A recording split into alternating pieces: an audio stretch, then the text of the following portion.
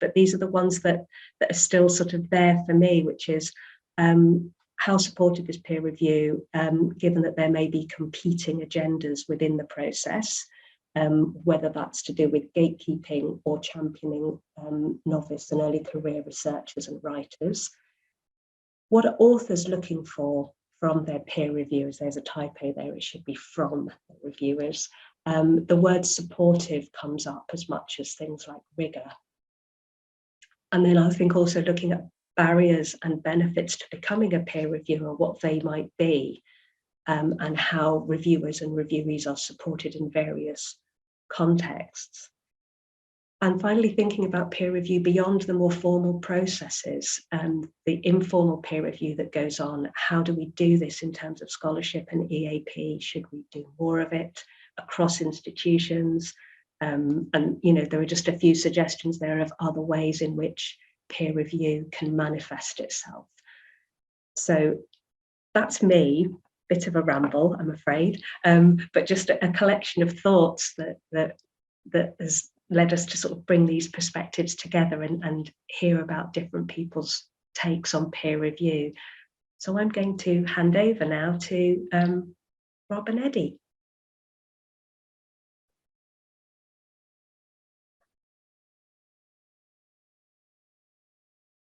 Thanks, Jenny. I'll just try and share my screen. Okay, can you see my slide?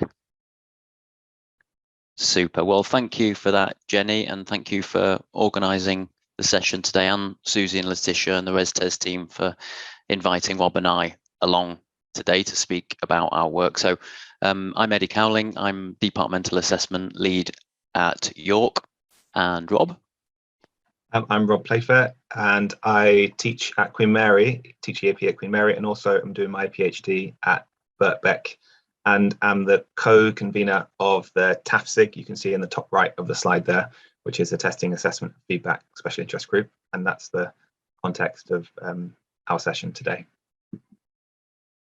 Thanks, Rob. Yeah, and in the rest of this afternoon's session, you're going to hear from some really esteemed professors, authors, scholars, editors with a real wealth of EAP scholarship and academic publishing and reviewing experience. But first, you have got me and Rob. But before the gurus speak, Rob and I are going to highlight the principles, the objectives, the philosophy behind peer review, and build on some of what Jen has just talked about. And we're going to propose a slightly different angle on how it can contribute to EAP practice and provision. So yeah, Jenny touched on the purpose of reviewing, the role of the reviewer, and we want to just briefly remind ourselves what peer review is, the points behind it, the objectives, the processes. It will set the scene for the other talks, but also contextualizes the argument that we want to put forward here. So one definition which often gets referred to is this one, and we'll revisit the language in bold in these couple of slides here, but the authors here make the point that it is very much a scrutiny system and serves two main functions. Firstly, determining validity, significance, so that only high quality work is used or published, and kind of problematic research or studies are filtered out, so to speak, so that kind of quality control that Jenny referred to. And secondly, the kind of quality enhancement, so reviewers can provide suggestions, identify errors, etc.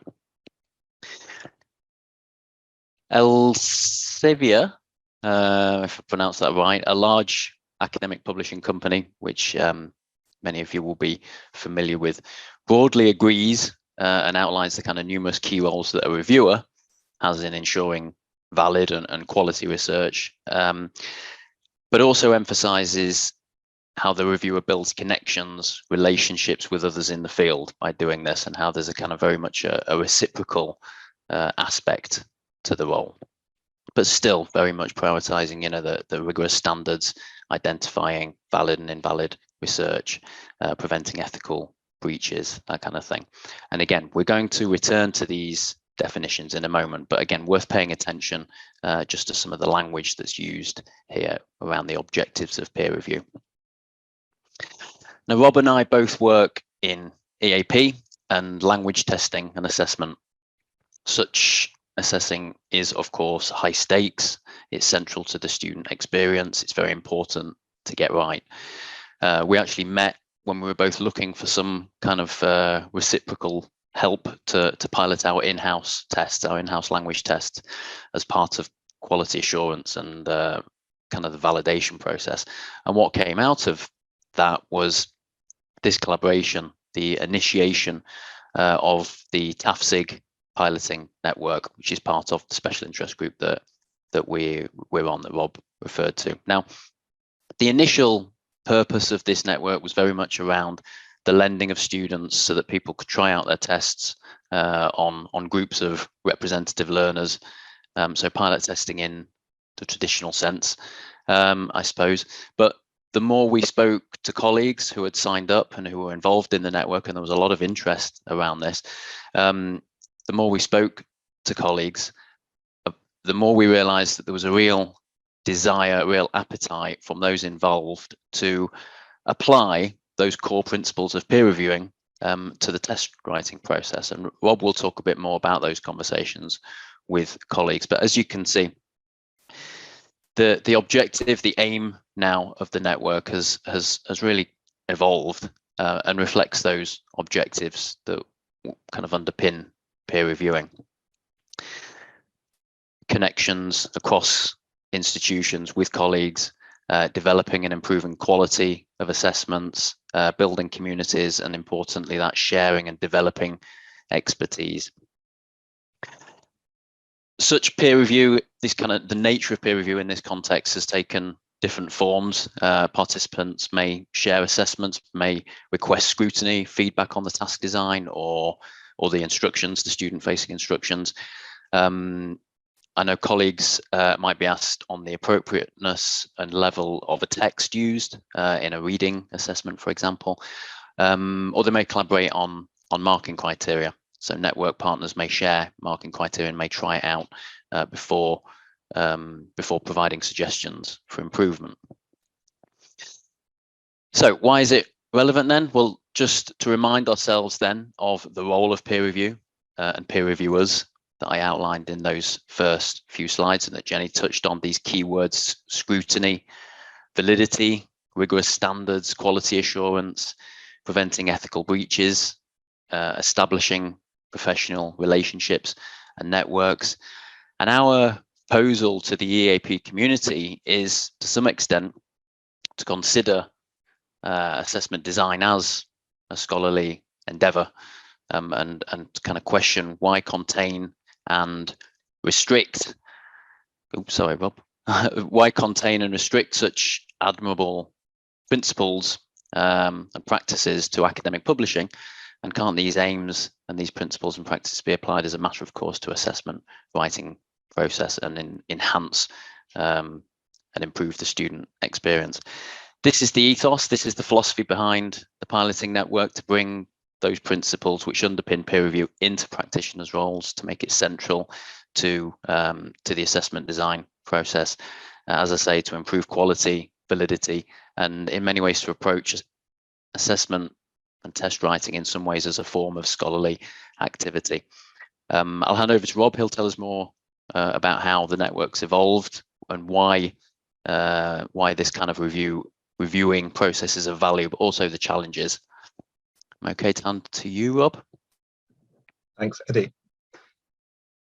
Yes, so as Eddie says, the network has kind of evolved. So what I want to do in my bit is kind of explain the evolution, and then also try to kind of talk about why, although it's a noble, the principles are very noble, it doesn't always work in practice, and what we've kind of found, and some of the solutions that we're trying out, and also a call for more collaboration. So as Eddie said, yeah, the pilot network kind of evolved. So you can see on the left over here, our initial idea was basically just connecting up institutions to try their tests out. And Eddie mentioned we talked to some of the initial the people who signed up for the network. And what we found was they did want that, but they also wanted all these other things from the network. So discussing ideas with critical friends, doing some pre-operational reviewing, so not actually running the test, but just analyzing the test together before doing anything with it, before going live. This idea of collaborative item analysis. So once you've done the test, you've got all your results, getting together with another institution to kind of look at those results and try and make sense of them.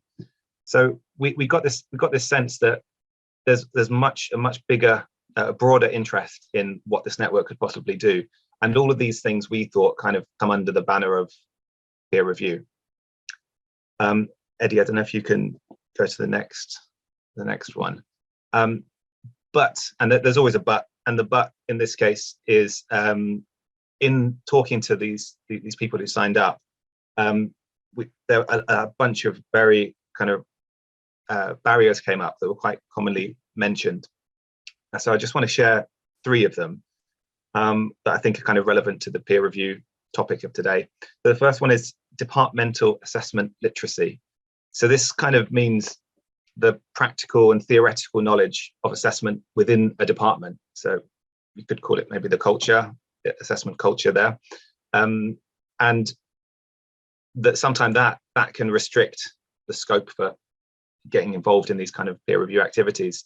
And we're thinking that, you know, assessment in EAP centres, in our experience, is often left to very few people in a department, maybe 1 or 2 people. So EAP decision makers, the people who kind of allocate resource to all of these tasks that people want to get involved in, might get to their position that they're in with very little experience or knowledge of the principles and processes related to assessment. And so they are either resistant to the idea or at least need some convincing of giving some resource for people to be able to engage in these kind of peer review activities. The second point is this idea of institutional professional association disinterest. So I guess we think we got the impression that there's very little pressure from beyond the department to do any of these activities relating to assessments. As long as you get your results at the end, you've got your bell curve and, you know, your percentage of students passing, there's not any more scrutiny to that. So not all institutions require external examiners for EAP courses. Baleap accreditation scheme doesn't, as far as I'm aware, require any evidence of piloting or you know, inter-institutional peer review of assessment. So the final point is this idea of EAP practitioner formation, kind of in contrast or comparison to other academics in HE, and that as a community of EAP practitioners, we don't necessarily see peer review as part of our work, and we could even see it as a threat to our work. Compared to, you know, other academics who have PhDs, who publish and involved, you know, as part of their job in peer review. Mainly because many of us in EAP haven't been through that system. We don't all have PhDs. It's not part of entry to the EAP field. But then we were thinking a link there could possibly be other kinds of peer review in TESOL, for example, like materials peer review, lesson observation peer review is a bit more kind of maybe familiar to us. So that's one way of bridging it. But at the moment, we found that that's still kind of a barrier to taking part in these kind of peer review activities.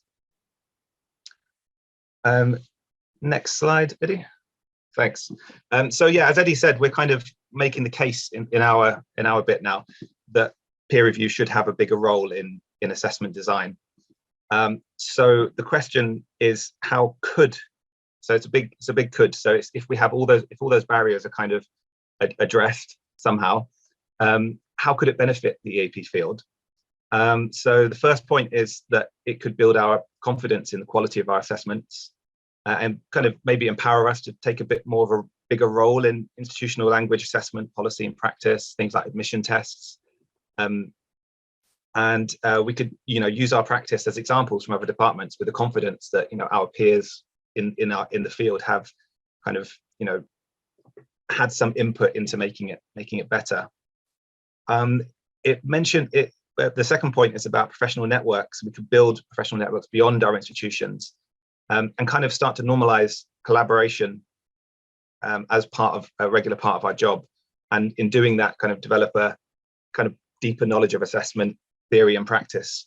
And I've taken this quote from the Language Scholar Manifesto, because I think it really ties into what we're hoping for the piloting network, in that it's collegial, collaborative and conversational, but also it has this critical, combative and cautious aspect to kind of combine those two orientations, I guess, into productive peer review.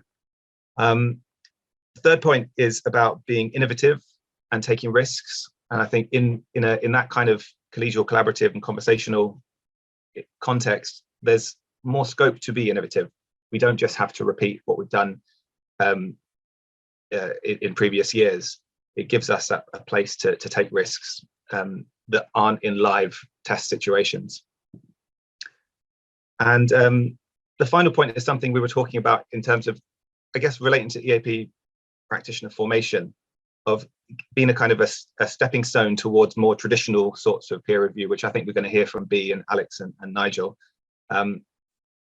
for those of us who haven't been kind of through that PhD system and don't do it as a standard part of our work.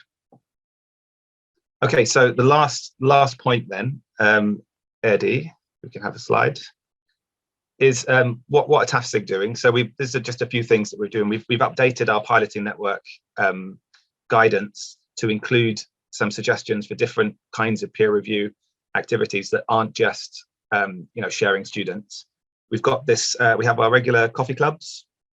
So this is one of our Twitter adverts for our coffee clubs, and that's in that context people can bring questions and ideas, and it's a bit more of a space to kind of brainstorm ideas and approaches to assessment. And we've got a new collaboration with Lancaster University. Their language testing research group has got in touch with us recently, and we're going to offer piloting network members to present their tests or ideas for tests for peer review within that group, which consists of kind of language testing academics and PhD researchers. So we're really, really excited about that. But I don't want to end on a negative note, but maybe just a kind of a challenge, perhaps. I think all of these actions that we're doing are quite small and got very limited impact. We think they could be much more widespread if associations and organisations, institutions played more of an active role in supporting them with time, money, and knowledge. So Baleap, for example, could include aspects of assessment development into TEEP competency statements. And I think the most impact would be the accreditation scheme criteria, pushing departments to allocate more resource into this kind of activity and requiring kind of evidence of it. And also perhaps MA programs. I took this screenshot from the Leeds one, the upcoming Leeds one, just because Alex is here. And these modules perhaps could include some of these aspects of assessment into the modules there. So that's all from us. Thanks very much. Here are our references, and really look forward to chatting to anyone who's crazy enough to join our breakout room at the end. Thank you.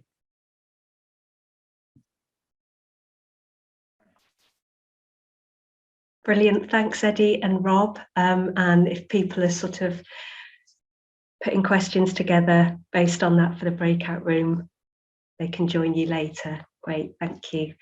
I think next it's Bea talking about peer review at its best. Okay, so share my screen.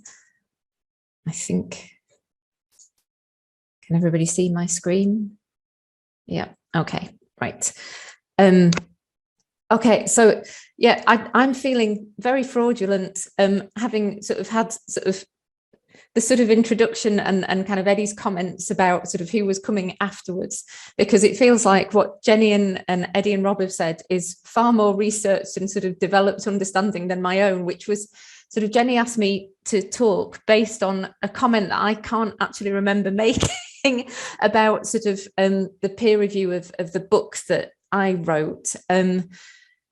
So I'm going to sort of basically what I've got are sort of my thoughts around what peer review looks like, from having had a few things peer reviewed, but also having been involved in peer review, particularly through the Language Scholar when I was co-editor of the journal there. I think what the comments have sort of made me realise, particularly listening today, is I have a particular title and a status now, but that has developed, or I've kind of achieved that. Really, I've not through scholarship so much. Scholarship is an element of it, but through all the other kind of work around student education that I've done in one institution in the UK. And that has given me within my institution the ability to get promotion, but it's now given me a title where I don't have a PhD, but a title that gives me a level of status that means that when I do write things, it is really important that there is a blind peer review, because if people who in the EAP community were given my work to read, I'm very aware that the power that a title gives means that it's a lot harder to critique work when there's a sort of status that I don't feel I particularly deserve, but it creates something that is there without people kind of being able to really put their finger on it. So I think that kind of gives a reason really clearly why peer review is important, and blind peer review in particular. It's sometimes frustrating because you wish that you could have a proper conversation with the person that was reviewing your work and have a discussion and an argument and ask questions. But I think it's there for a reason. Having said that, I've also been co-editor of a book with Ian Bruce, and there the peer review is not blind.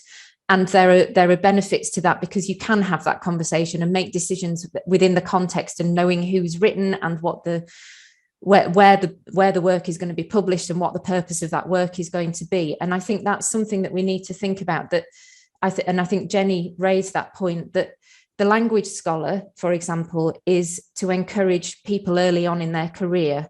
And therefore, the critique and what you would expect from writing that goes into the Language Scholar may not be the same as what you would expect if you were submitting something to Nigel's journal or to Jeep, for example. So I think that there are differences in what you would expect. I've got 2 slides, and I'm just going to talk through, but most of it has already been said. I think peer review is a two-way dialogue. It's down to the reviewer, but it is also down to the author, and it's partly to do with author attitude as well. The first sort of externally reviewed thing that I wrote was an article for Teaching in Higher Education, and I submitted it and was expecting to get the review back just before Christmas, and I got the review back 2 days before we broke for Christmas, and I kind of thought, I'm not going to open it. I don't want to ruin my Christmas. I built myself up, having seen things on Twitter about Reviewer 2 and how harsh it was and how devastating it was. So I built myself up to sort of feeling really upset. And I opened the reviews, and there was honestly very, very little in there at all. I was still a little bit kind of like, oh, I've got to do something. But most of the comments were around proofreading and maybe suggestions around changing a couple of sentences. So my Christmas, I couldn't resist. I did open it. I'd been expecting to have a ruined Christmas. My Christmas wasn't ruined, but I also felt slightly shortchanged, because I'd been expecting this experience of critique and sort of rigor, and I'm sure that the people that reviewed it thought it was a brilliant article, and therefore they had nothing to say. But you kind of feel a little bit shortchanged if you don't get anything to work on. The experience with the book was not quite as easy. I did have things to work on, but I found it a more satisfying experience because I was given things to think about. So I think what happened with the book was the first part of the review was a summary of what I'd written. So I could see what an external reader, somebody who I'd sent bits of it to Alex, for example, to look at, but I'd also talked to him endlessly about the book anyway. So it was my first chance to see what somebody who was an expert in my field, or a sort of connected field, but I didn't know the kind of inner workings of my brain, how they might read it, how they might understand it. And so it helped me to see where there were gaps or whether I'd completely kind of got it wrong in terms of who my audience was.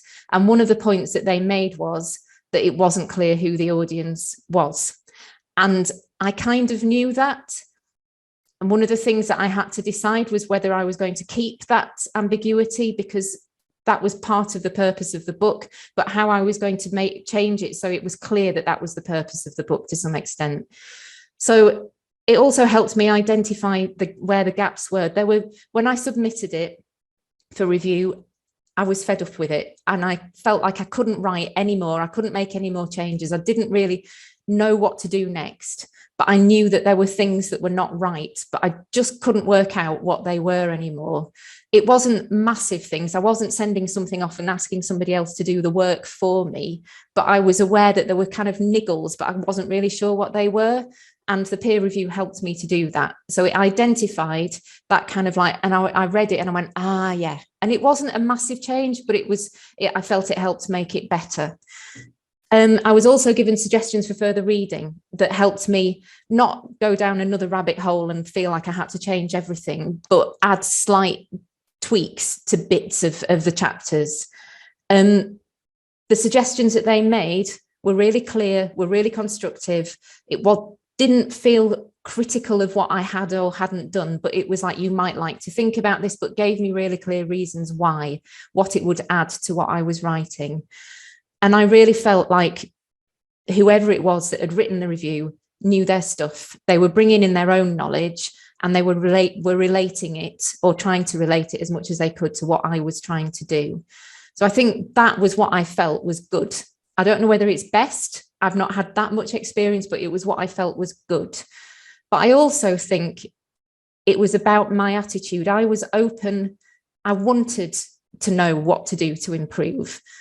I mean, ideally, obviously, although you do feel shortchanged, you don't want to do any more work on it. You want to be told it's brilliant, but you kind of do feel shortchanged, and you know that things are not ever going to be brilliant anyway, even after the peer review, after you've made all the changes and you've submitted everything. It's never brilliant.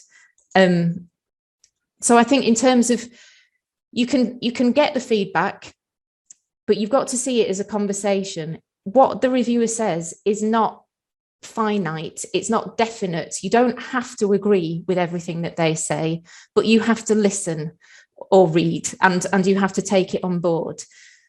You need to see it as supportive. A peer review comes before everything goes public, and you really don't want to go public and then find that you've got a scathing public review, which is, I think, something that Alex is going to talk about, where the world has, well, not the world, a few people have read it, and then they read the review of whatever it is that you've written that slates it and finds all of these holes, and that's mortifying. So I'd much rather have it from a peer reviewer first, so I can avoid that embarrassment, than afterwards.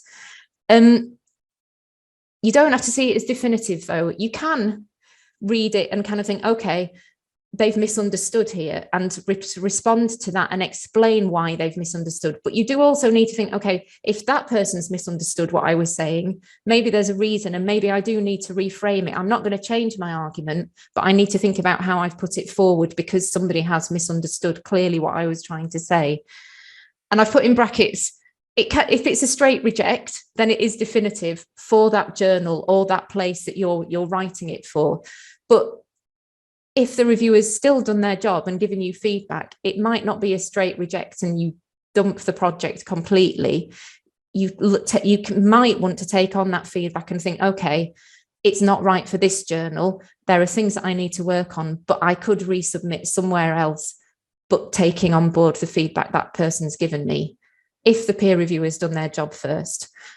You do have to understand that the first time you open that feedback, you're going to hate it, whatever. It's going to make you feel ill. You're going to feel really angry, really upset, even whatever it says, because it is going to ask you to make some changes, and you are sick of whatever it is that you're doing by that point. What I would suggest is you open the feedback, you read it, go away, shout at somebody about how annoyed you are with them, how rubbish this reviewer is, how awful they are, and then leave it completely, at least for a week, if not longer. Don't open it the day before Christmas or whatever that you're celebrating and have it ruin that, though.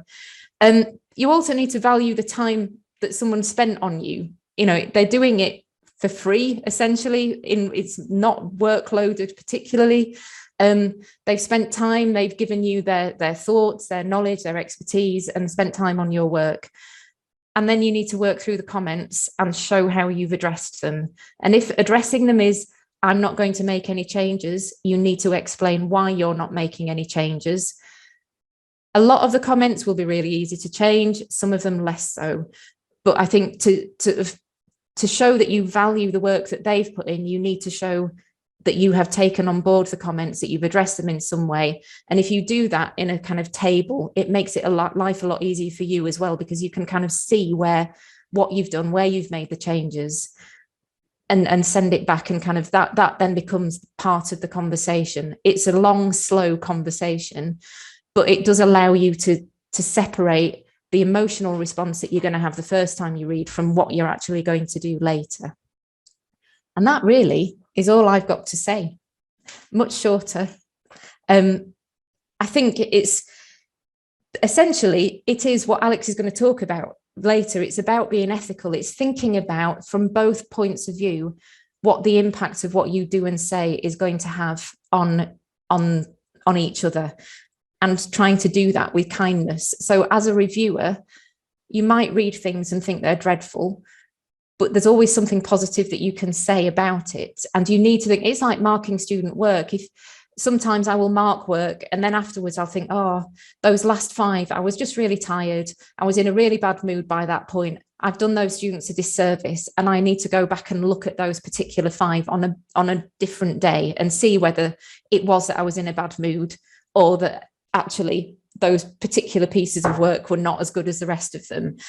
So I think it's being aware of yourself, your own moods, your own kind of position at a particular time when you're doing it, and thinking about that, thinking about the impact that you're going to have, but also as an author, thinking about what the reviewer has given you as well, and how your emotional responses are interacting with what is actually an intellectual activity. That's it.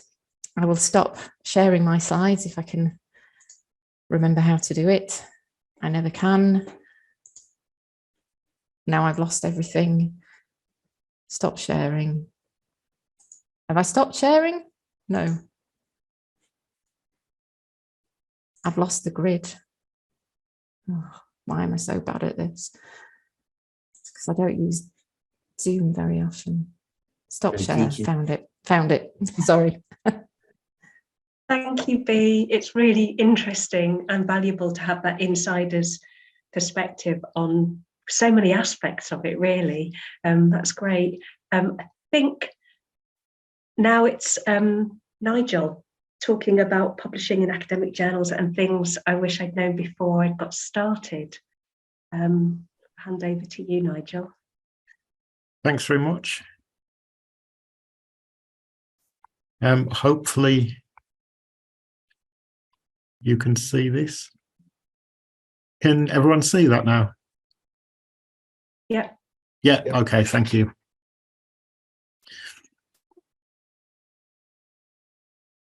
I think I'd like to echo a lot of what Bea's just said, actually.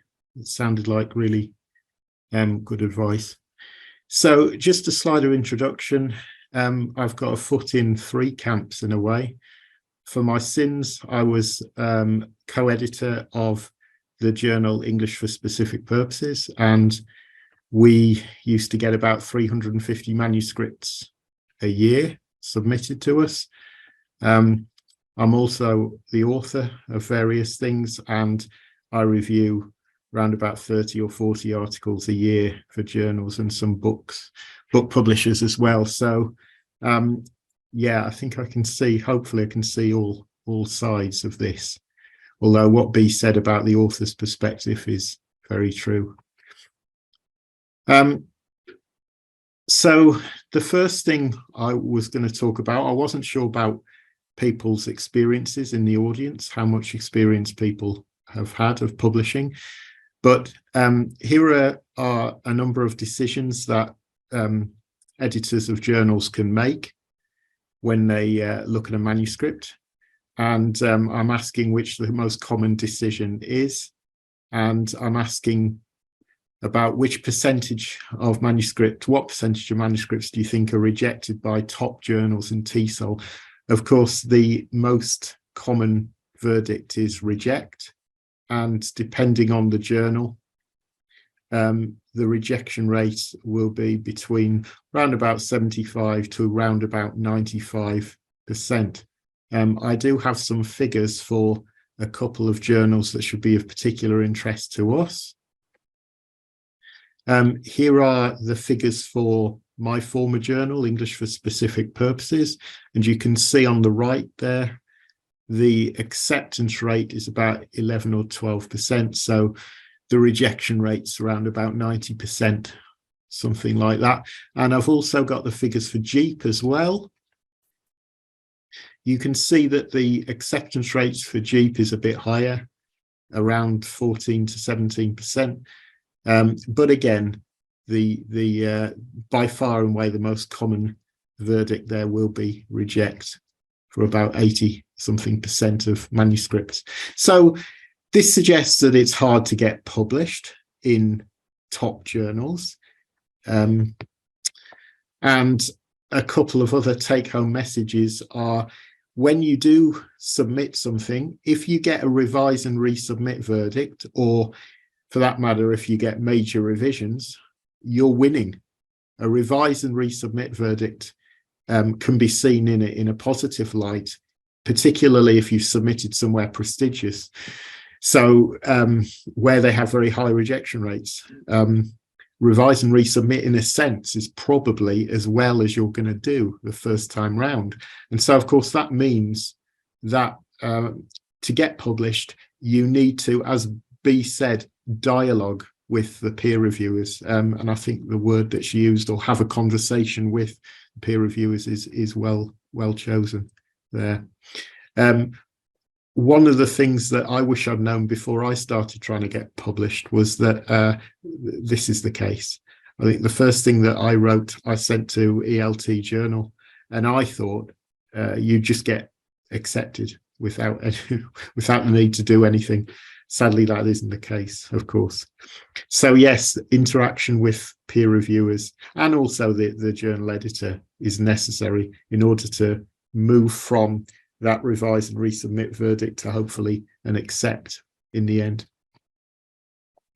This is just a fatuous slide about what we would like from our peer reviewers, as B said, and what we actually get.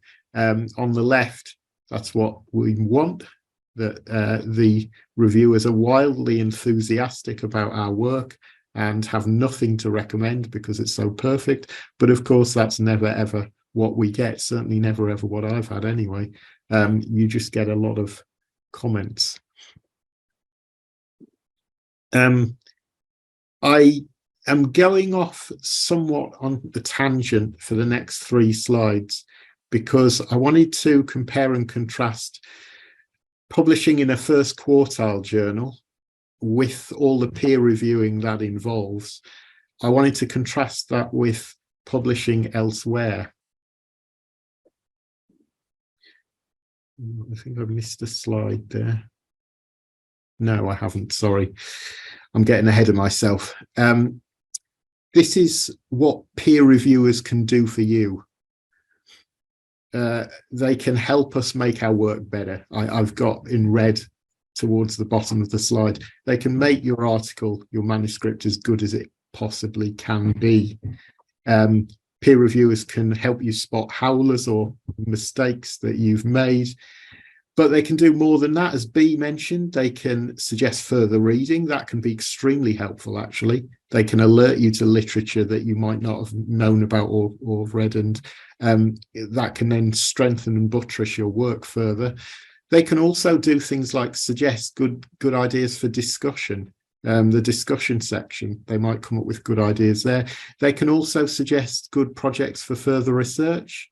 And I think they can teach you things about academic writing as well, help make you a better writer, not only in terms of things like clarity, but maybe generic conventions as well. So yes, this is me going off on a little bit of a tangent now. This is just kind of addressing the temptation to avoid peer review altogether by saying, well, it's all too painful to try and publish in a first quartile journal. It takes too long. It's too hard. I've been told I can get it all published quickly. And is that true? Yes, of course it is true. But you would be publishing in what we call a junk journal. Junk journals commonly employ little or no peer reviewing. Their acceptance rates are extremely high. And not always, but often they feature the pay to publish model. In other words, we'll publish your manuscript no matter how good or bad it is if you pay us £1,000. But even if that isn't involved, even if payment isn't involved, there are many problems with junk journals. But I would say key is the fact that your work, no matter how good your work is, it's going to sit alongside very poor quality work, and your work is then invisible. Serious scholars don't read junk journals. They won't come up in good literature searches, and your work won't be cited or read or influence the field. And if I've just put a bit of an instrumental point at the end there, if you're applying for a lectureship in the UK or leading universities in other countries, a publication list of junk journals is not going to help you. On the contrary, it's going to hinder you, because it looks deeply unimpressive if you've just published in junk journals. Here are a few tips about identifying junk journals.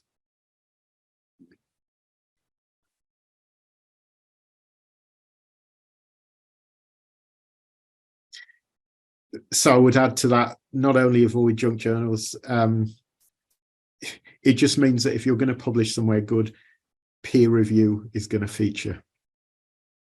So what do peer reviewers typically look for? Here are some criteria. A good fit for the journal. B mentioned briefly that if you get a reject, you might have sent your work to the wrong journal. And that is a very common reason for rejection. At English for Specific Purposes, it was a journal that looked at EAP and ESP, and we would often get manuscripts submitted about English literature. No matter how good those manuscripts may have been, they would get rejected because they were outside of our journal's aims and scope. So you need to make sure you're submitting to the right place. But then reviewers will look at originality. They'll look at the design of your research, if it's empirical, to make sure that it's been done in a good way, in a careful way, and whether it will interest the journal's readership. That's about aims and scope again. So when you do get your peer review comments, let's say you've got to revise and resubmit or a major revisions or something like that, it sounds really obvious, but you need to engage with each comment fully. So here's an example of a comment by review and how I responded to it. The point is, you've just got to go through comment by comment, and you've got to look at all of them. As B said, even the comments that you don't want to respond to, it's fine to a point to say, actually, I don't accept that, but you've got to explain why. So you don't have to always follow the reviewer's guidance or advice, particularly if the two reviews contradict one another. But if you decide not to follow something, you need to justify that. You need to engage with the reviewer's comments seriously, and as B said, have a conversation, have a dialogue. Recently, I was reviewing for Jeep, and I think I'd probably recommended a revise and resubmit or something like that. And it came back to me, and this is what the authors had said. They just said, manuscript revised in response to reviewers' comments.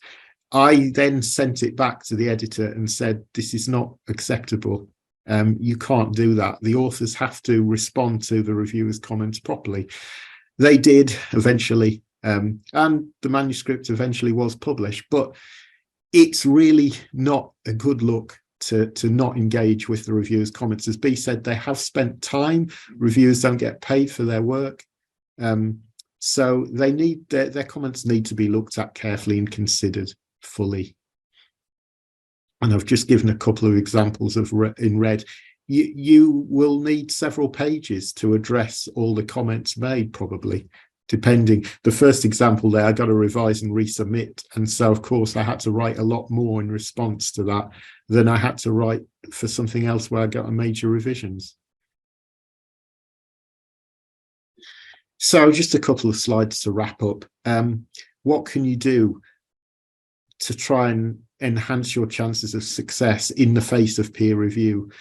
I suggest probably the best thing you can do is to get trusted colleagues to read and comment on your work before submission, and in effect act as friendly peer reviewers before you submit.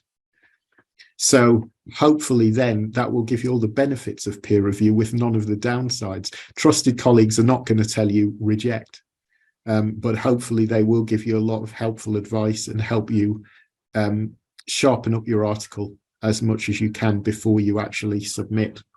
And that may make the difference between a reject and a revise and resubmit. And then if you do get a revise and resubmit or major revisions, like I said at the start, don't give up. You are winning. Engage with the peer reviewers, take their comments seriously. They will help you enhance the quality of your work. And if you do get rejected by a journal, before you send your manuscript off elsewhere, look at the reviews that you get with the reject verdict. You won't want to, but the reviews will probably help you improve your work so that when you resubmit it somewhere else, you've got a better piece of work than you had in the first place. Thanks very much. And I will stop sharing my screen now. Thanks very much, Nigel. Lots of really useful advice there to take away and think about. And now I think last but not least, it's Alex who's going to talk about ethics and peer review. Right, I don't have any slides. And what I'm going to talk about is very non-linear, shall we say. It goes all over the place. So I just want to start by saying that I've been involved in reviewing in all sorts of capacities. I set up the New Perspectives for English for Academic Purposes, and that's involved reviewing all of the book submissions, many of the chapters that have gone into the books. I've co-written a lot. And I've actually written quite a lot now, but basically most of it's been co-written, and certainly from the position of scholarship and trying to make practitioners' views more public, to go into the public domain. So it's a very particular type of commitment. And I genuinely only write about what I care about. I don't have to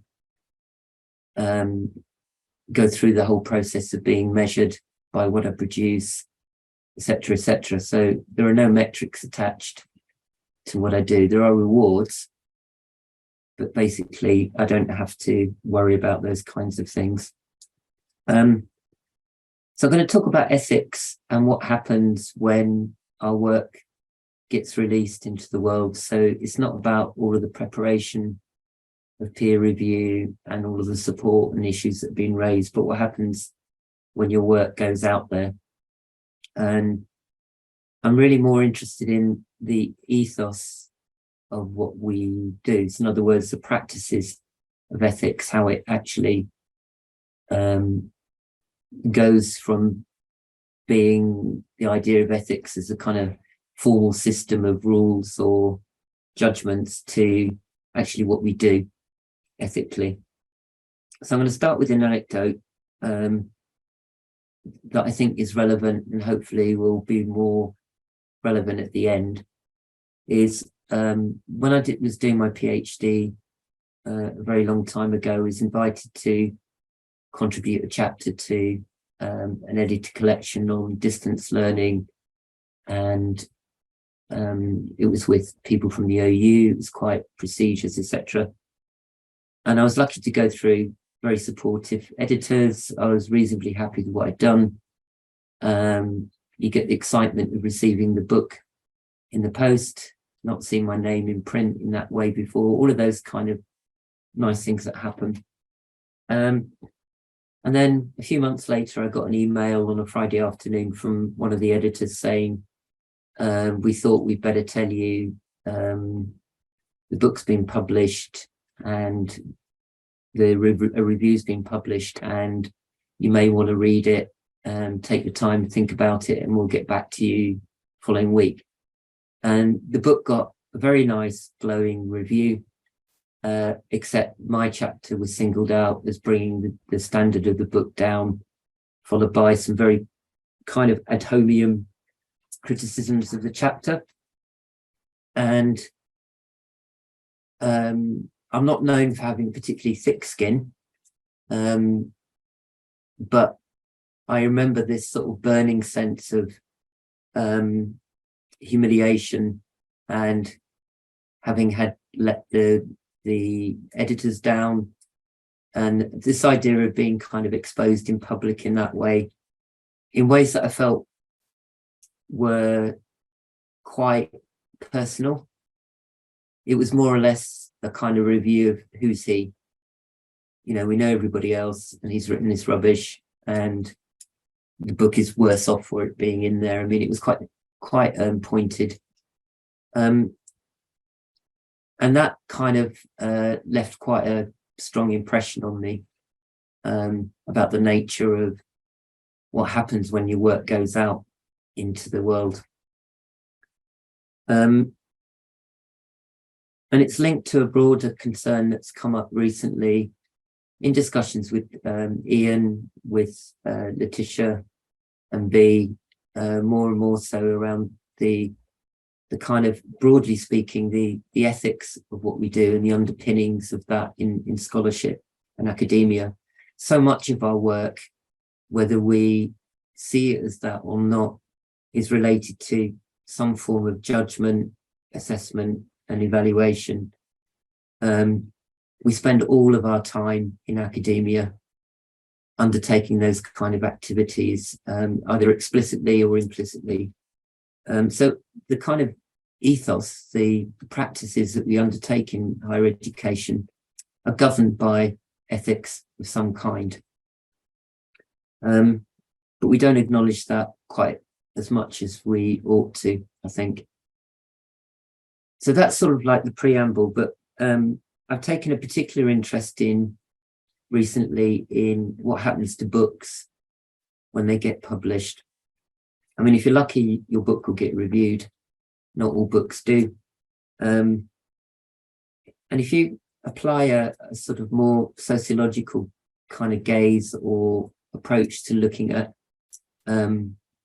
book reviews, what you can see it as, again, this is nothing new in this, but if you take Bourdieu and look at our own field and look at the capitals at stake and the kind of practices that people operate in our field, what you get is a kind of the emergence of real practices rather than imagined or ideal ones. So the first thing to note, really, that when you publish something and if it's reviewed, all fields have its own orthodoxies. They have their own dominant ways of viewing a particular area you're writing about. But that also means that there are heterodoxies. All fields have both in some kind of struggle. And that generally, on a more optimistic note, fields progress through these competing visions of the field or a particular part of the field.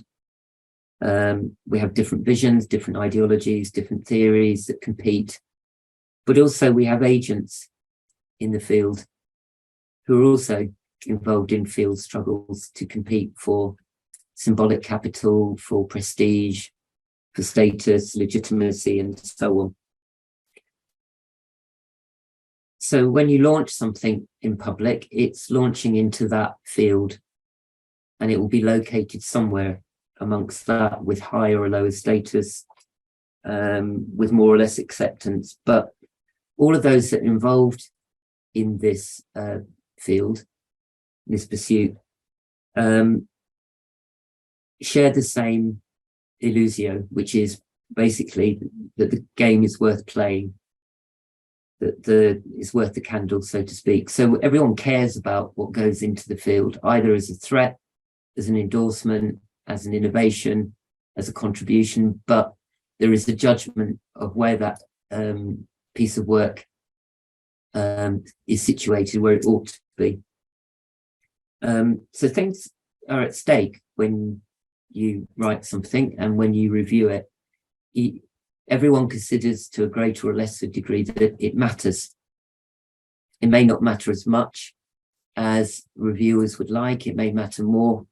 It may be considered an irrelevance, a threat, a retrograde move in the field, but all of those ethical values and judgments will come into how work is perceived in the field.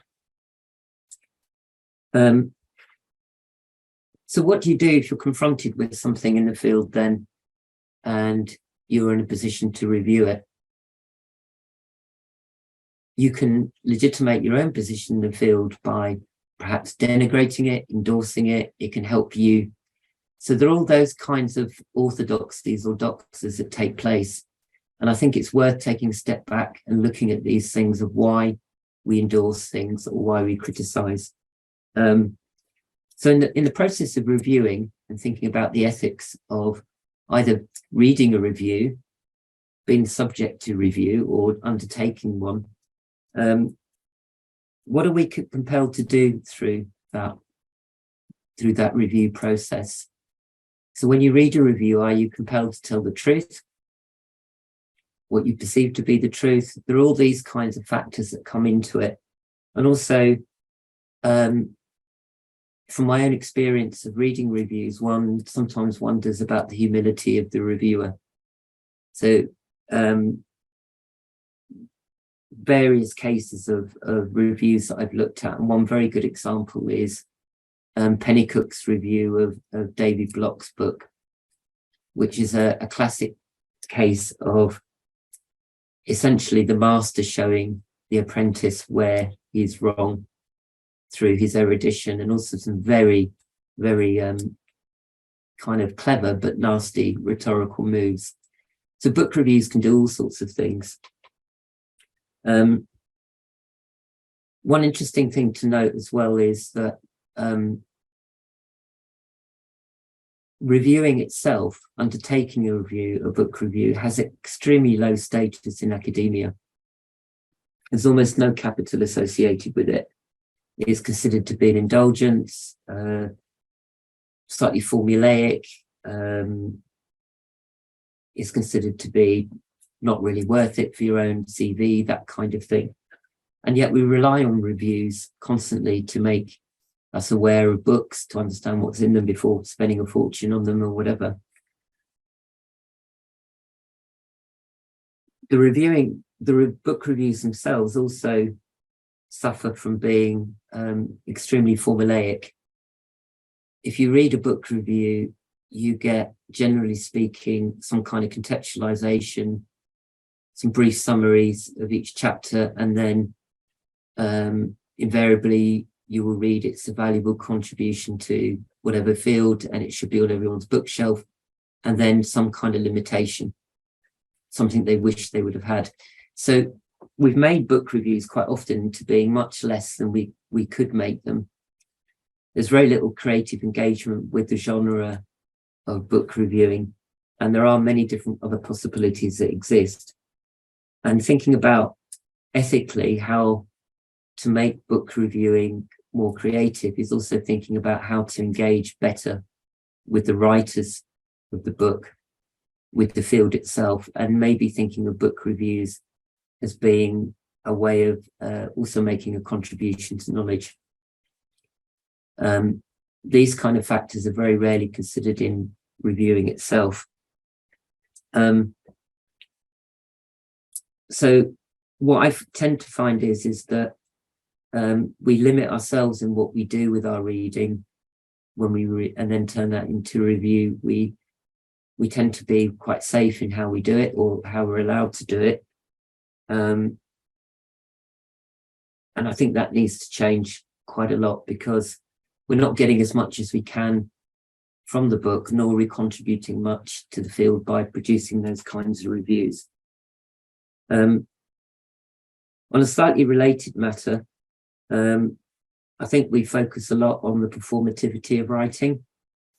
So when someone says they've written something, we congratulate them, probably won't read what they've written, etc., etc. But it seems to be the act of publishing that seems to be the thing that's most celebrated. We don't ever really talk much about what we read. Very rarely do we seriously engage with reading. The number of academics who say that they don't read or don't have time to read is shocking. So if we're writing and we're not reading, what does that say about our writing? It means it's often very instrumental for that particular purpose of producing something. So I think what reviewing reveals is a kind of whole problem around the ethics of why we write, why we review or don't review, how we do that, and to what purposes. So to go back to the original point about the anecdote and ethics, I've kind of laid out a lot of different things in very little detail. And they're kind of disparate thoughts, but there are thoughts about what happens when your work goes out there. And I think often that is something which stops practitioners writing. There's a lot of discussions, conferences in the corridors with strong opinions, etc., etc. But I think one of the constraints around writing as well is to do with the fact that when you start writing and start reading properly, the complexity of an issue often becomes more apparent. So the more strident views that you may have prior to investigation may be somewhat attenuated by the complexity of what you're dealing with, and also the extent to which other people have already committed quite a considerable amount of time and energy in trying to resolve it. So in a sense, I also see writing, whether that be reviewing people's work or writing yourself, as a means of extending those kinds of views and opinions that we hear all the time and subjecting them to scrutiny through the act of writing. That allows you to have I think, a clearer moral compass in what you're doing in your work generally. So reviewing a book is extremely useful process to go through, even with books you don't particularly like. Certainly producing your own writing draws your attention to perhaps the limitations of your own thoughts. But the lesson I learned from that anecdote, most of all, came to light when I started writing the book with Ian on the AP practitioner a while ago. And both of us decided that we didn't really particularly care what anyone thought about it, which is perhaps a rather nihilistic view. What we didn't worry about is what the reader would think about it, because we couldn't write for the reader in that way. We felt that we had something we were committed to and something we cared about. We'd done the requisite thinking and reading first. And what we were trying to do is make a kind of ethical appeal to colleagues to take our ideas seriously. But we were not concerned about whether it was the zeitgeist, whether it would help us in any particular ways. So particularly for scholarship colleagues, thinking about how you review other people's work, in a sense, how you review, you make your own contributions, we're not under the same stresses and strains as other people in academia. So I think it's really important to write about what you're committed to and what you care about, most of all, and not some instrumental kind of measuring of what impact it might have. You'll be surprised at the impact your work can have. And I think the way that we review each other's work should be seen in the light of that. I think the care and commitment that people bring to an issue, whether we disagree with it or not. And I think then that would help frame the kind of critiques and criticism and contributions we can make through all sorts of different reviews that we might do informally of that work. It doesn't mean to say we're not harsh about something, or that we don't have things to say that we find there are shortcomings, but we take that work seriously. And I think that's the kind of lessons that I've learned through various different types of being on the receiving end of reviewing, having reviewed people's work and seen the reception of work once it goes out in the community. That's it. Very different from the others, I'm afraid. Brilliant. Thank you, Alex. Thank you very much.